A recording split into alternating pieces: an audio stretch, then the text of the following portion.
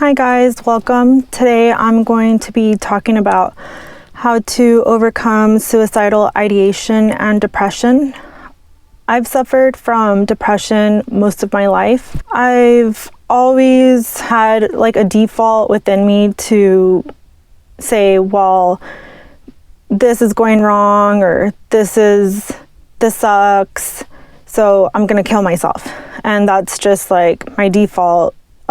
Growing up, I never had any self-worth, although I did have like pretty okay self-esteem, and I know I'm a good person, and I have a lot to give to the world.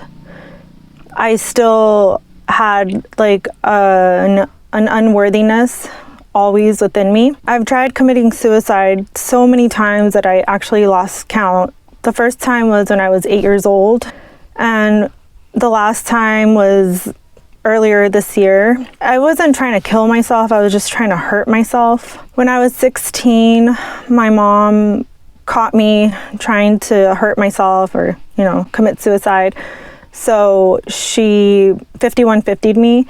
I had to go to a mental hospital for like teenagers. It was just 2.5 days.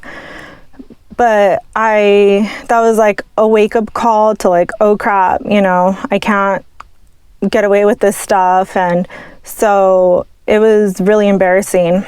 Between the ages of 19 and 21, I went traveling to Jordan and Europe, like about 11 countries in Europe. And when I came back, I got into a deeper depression because I saw that we lived in a world, like in a bubble here in the US. And I realized that like we don't know anything here, and there's so much to see and explore and world events that we have no idea that are going on. And so when I was 23, I got off of all my depression medication and I stopped going to therapists. And all the therapists I ever had, they always sucked. Like, I didn't feel a genuine connection with them. I didn't feel like they were trying to help me. I didn't feel that they wanted to connect with me on a deeper level. It was just like they're at their 9 to 5 and that was it. Like, okay, next. So I decided to quit everything, quit my meds, quit my therapists, quit killing myself or trying to, and like start changing the way I lived. So I started reading like self-help books or like spiritual books, and I decided, like, why don't I become a flight attendant? I love traveling and I would get paid for it. So it was like a new chapter in my life. One of the books that I read that really changed my perspective was called A New Earth by Eckhart Tolle. I read that book so long ago, I don't really remember, but I remember that it changed my perspective on life. And I also got into like a lot of other metaphysical books. Even though I was moving on from my suicidal ideation, it was still always like in the background.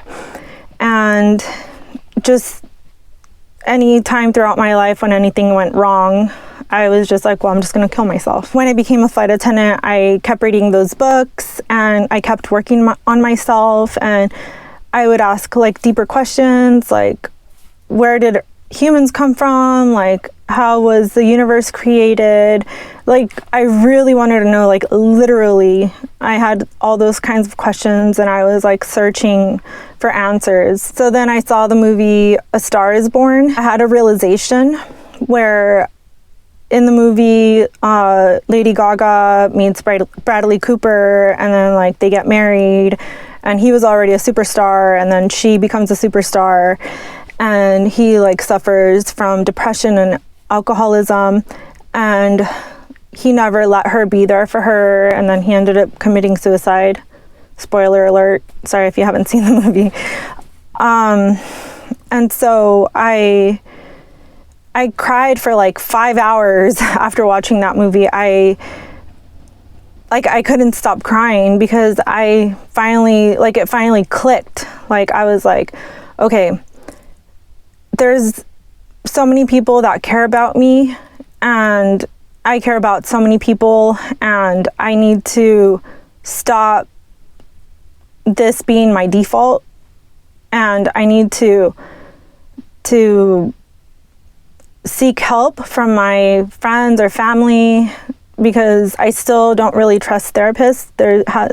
I still haven't found one that I really like. When I saw A Star Is Born, I just realized that suicide is not the answer, and that I need to just deal with feeling the depression and feeling sad and get through it, move through it, and overcome it somehow. Then I saw this other show called Stateless on Netflix, and that one is with, I don't know the actress's name, but she's in Handmaid's Tale. She's Serena in Handmaid's Tale. She's the main character in Stateless, and it takes place in Australia, and I know, again, spoiler alert, she goes to, like, I forgot what they're called. It's like when people come into Australia, and it's a detention camp. So they are detained until they're processed to see if they can get like refugee status in the country. Again, after I watched that whole series, I cried for a long time. And I had a realization. I can't help everyone in the world, and there's just so much suffering and so much pain and so much sadness, and my realization was that the best thing that I can do is help myself change my perspective about life and start living my life with joy and start living my life fully, because I have everything I want and everything I need. And why am I complaining? So I was like, I need to live with joy, and I need to live with purpose, so that I can shine my light and I can live well for those who can't. So I can live with joy for those who can't. But most of all, because I need to do it for myself. And so when I had that realization of needing to live joyfully, I started changing the way I saw my life. Like, I started enjoying the people more and being more present. And I started to like really see the beauty in life and enjoy like the taste of the food and all of the smells and like everything sensory that makes us humans. I started to like really embrace it and take it in, and like the soft textures and just everything, like be grateful for everything that I have in my life, but most of all be grateful for myself.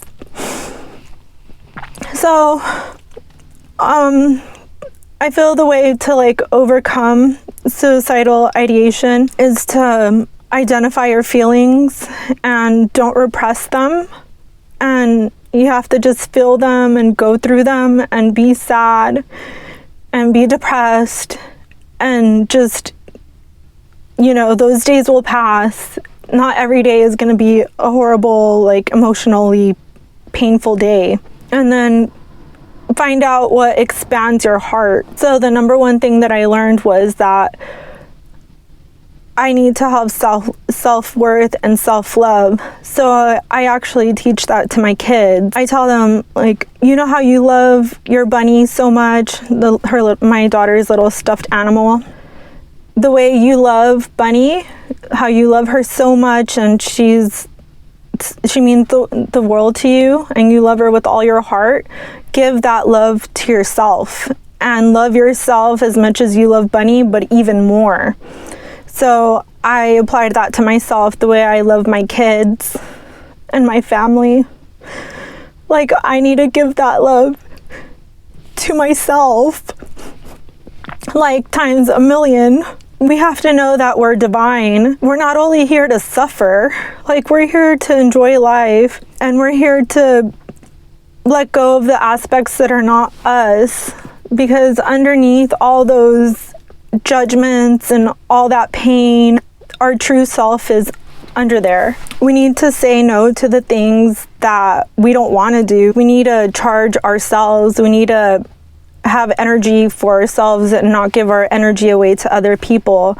And we need to take our power back into our own hands.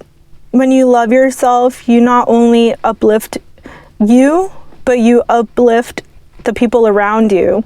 So when you shine your light, it shines so brightly that it causes a ripple effect, or like a chain reaction for other people to light up as well. And so then it just grows exponentially. And we have to honor our wounds, because we are perfect in our woundedness. And even though life doesn't seem perfect, it is perfect, and we're living it the way we're supposed to be living it. Another thing that I learned is that with all the pain there is in the world, and how we have so much empathy for those that are suffering, we need to grieve for ourselves and give ourselves that compassion and that empathy, and cry it out or scream it out, whatever. We need to grieve for the experiences that we've had. We need to know that emotional pain comes and goes, and allow ourselves to feel down. We need to value ourselves and honor ourselves and have gratitudes for our bodies and our lives and our emotions, for everything that makes us us. We need to value it and honor it in ourselves. We need to embrace our weaknesses and strengths and let all of our colors shine. All of the dim, the iridescent that makes us like sparkly, and also the muddy colors, because we're made up of, you know, emotions and colors of all spectrums, and we need to just let it all shine, all the good and the bad. We need to tune into our intuition and know who we really are underneath, like get to know ourselves again, our true self, when we had wonderment and excitement about life. And another thing that I do too is I always call upon the angels. I always pray to God as well, and I pray to my mom and everyone that's on the other side that has passed in my family. Like, I always ask for help for anything, like even finding, you know, whatever I'm missing around the house. Just, we need to find the beauty in everything, even if it starts with a tree or architecture or flowers or anything. Like, we need to find the beauty in whatever we can find the beauty in people, in everything that we see and everything that we do. We just have to use our imagination to shine. That's the magic of life, is using our imagination. And how, you know, they always say thoughts become things. So if you let your imagination go wild in a positive way, it'll reflect in your life. It's okay that we have depression and anxiety. We need to have grace for ourselves. We need to open up our hearts to ourselves. Our soul is divine, and our soul is pure love. We need to be ourselves and admire ourselves. Know that we are limitless. We have to embrace ourselves. We are much more powerful than we're led to believe.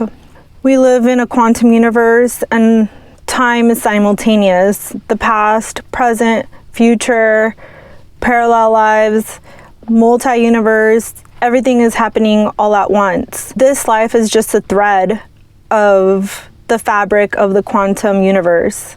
All that's happening right now in this life is just a tiny piece, is a tiny thread of a much greater picture. We need to start living with purpose, and the purpose being loving all of yourself, no matter what. We need to do things that inspire us and that bring joy into our lives. We need to take care of ourselves. We need to fall in love with ourselves and radiate love inward. This is a really difficult video to film because I've dealt with this issue for so long that I just want to get better, which I am better now. But, you know, I still have that, like, uneasiness of thinking that I would think that way again, which I don't want to think that way again.